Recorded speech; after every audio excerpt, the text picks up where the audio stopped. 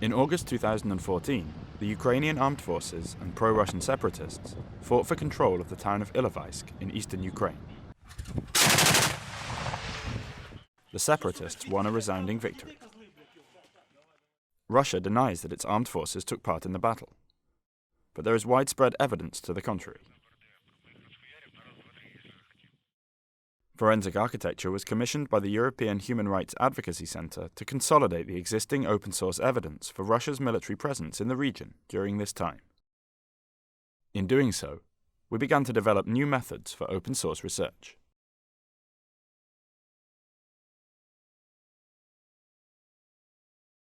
Following the battle, on September 3rd, a convoy of military vehicles can be seen 10 kilometers south of Ilovaisk.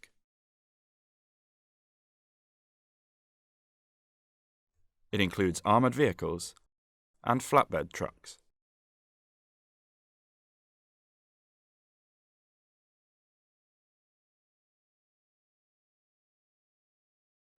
A few kilometers away, more vehicles are visible.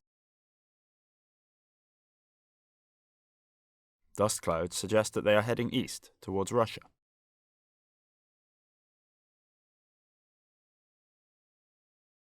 Open-source investigators found more vehicles and military camps on either side of the border around that time.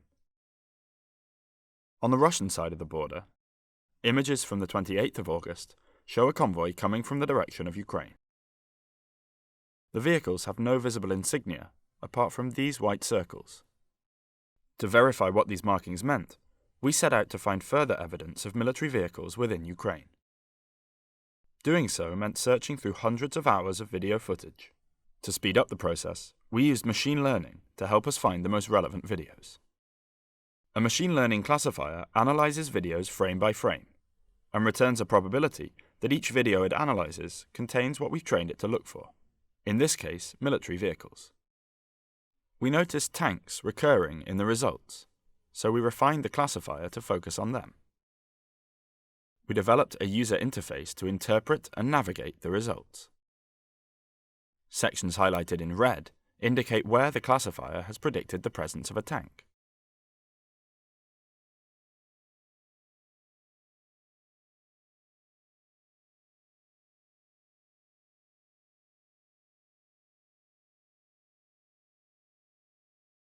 Each horizontal bar represents one video.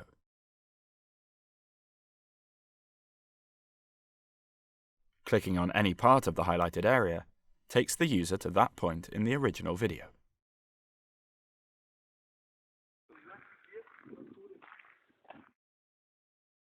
A particular model of tank was of interest in this investigation, the T-72B3.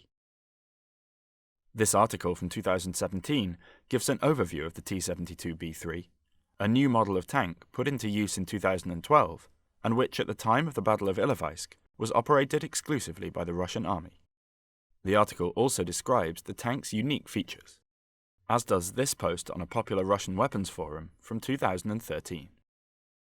We used this information to build a detailed model of the T-72B3, including a sight system known as the Sosna-U, a sensor, and these Contact 5 explosive reactive armor plates. We compared the model against images from the Ilovaisk battlefield. In this photo of a tank captured by Ukrainian forces, we can clearly see the features unique to the T-72B3.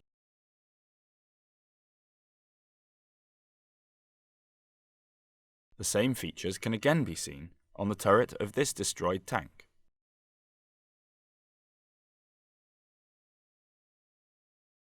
And in this video, the same features are again visible.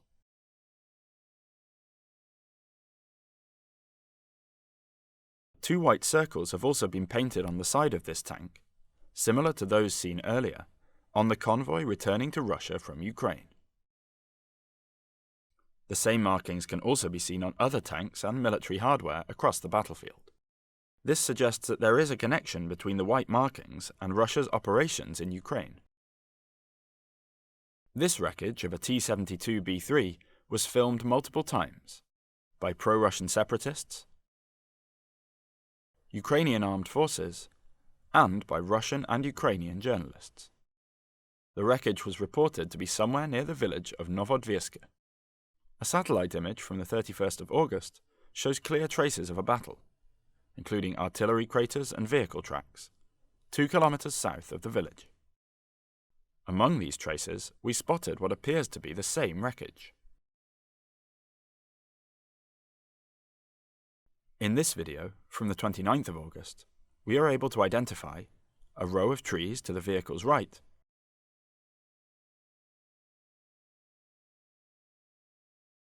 and these 4 pylons to its left. The video and the satellite image therefore show the same tank.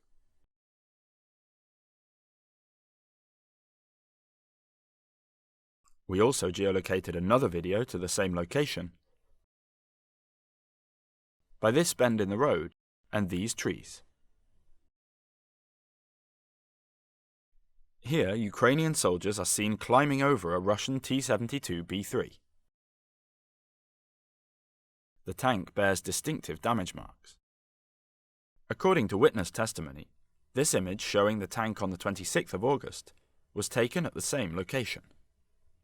A white circle is visible, however by now an additional insignia has been added.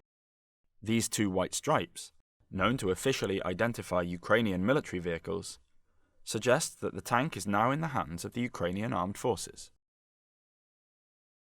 We can also see more damage marks. The same tank is seen again 3 days later, still in the hands of the Ukrainian Armed Forces, recognizable by the same damage marks.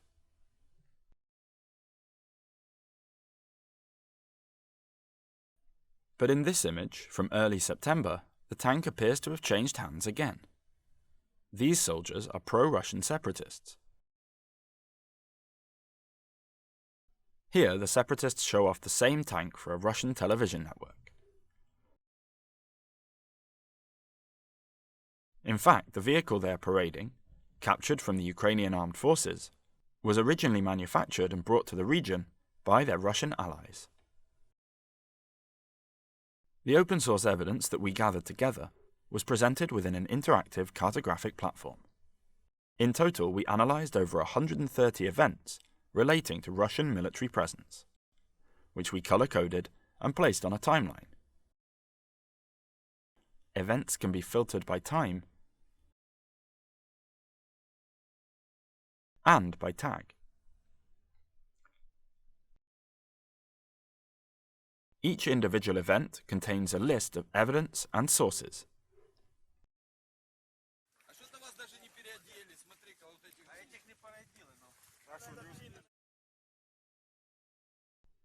These events are pulled together into a series of narrative threads.